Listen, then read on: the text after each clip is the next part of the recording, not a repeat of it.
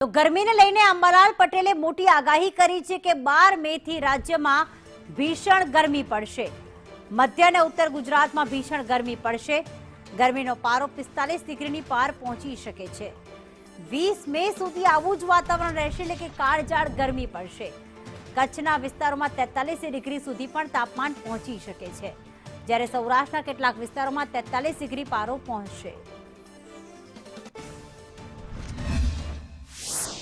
गर्मी में सुधी आकरी गर्मी पड़वानी शक्यता रहे અને लगभग मे महीना में 20 तारीख सुधी में तो जबरदस्त गर्मी पड़े, जेમાં मध्य गुजरात भागों में 44-45 डिग्री सेल्सियस જેટલું મહત્તમનું તાપમાન થઈ શકે અને વારંવાર પ્રી મોન્સૂન એક્ટિવિટી થતા ગરમીમાં વધઘટ પણ થવાની શક્યતા રહે।